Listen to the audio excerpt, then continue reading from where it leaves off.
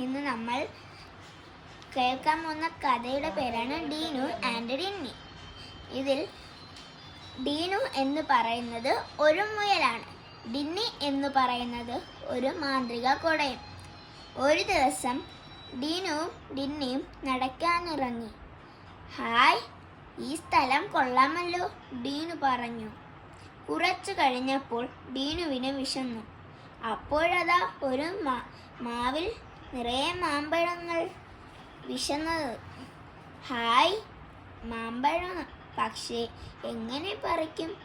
ഡീനു ഡിന്നിയെ നോക്കി.